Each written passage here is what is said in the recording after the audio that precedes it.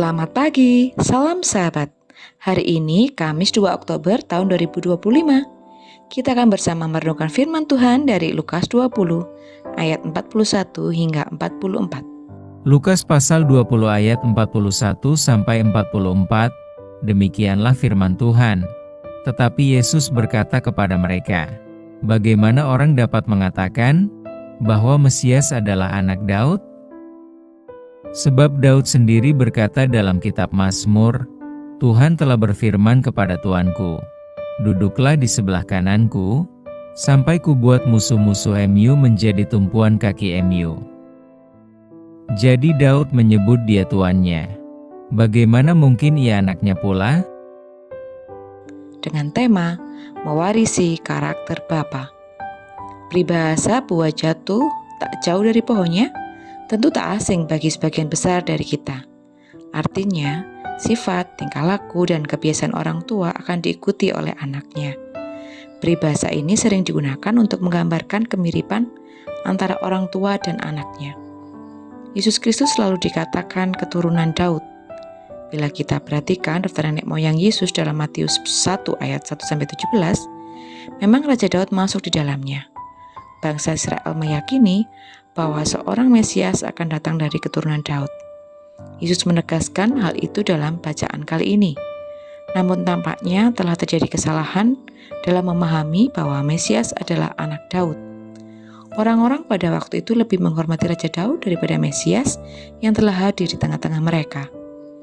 Sebelum berikut bacaan ini, orang-orang sudah mengetahui bahwa Yesus adalah Mesias.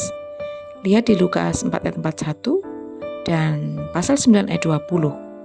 Walaupun sudah banyak tanda-tanda ajaib yang dilakukan oleh Mesias, masih saja ada orang-orang yang tidak percaya bahwa Yesus adalah benar-benar Mesias yang dinubuatkan itu.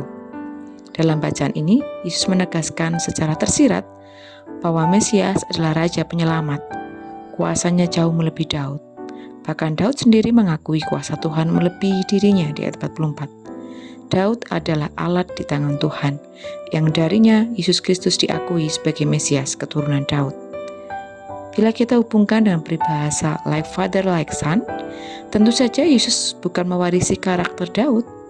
Banyak hal yang kita jadikan teladan dari Daud, tetapi Daud tidak sempurna karena ia adalah manusia biasa. Lebih tepat bila dikatakan bahwa Yesus mewarisi karakter Bapa yang telah mengutus dia ke dunia ini untuk menjadi juru selamat. Pertanyaannya, apakah kita dapat dikatakan mewarisi karakter Bapa di dalam Yesus Kristus?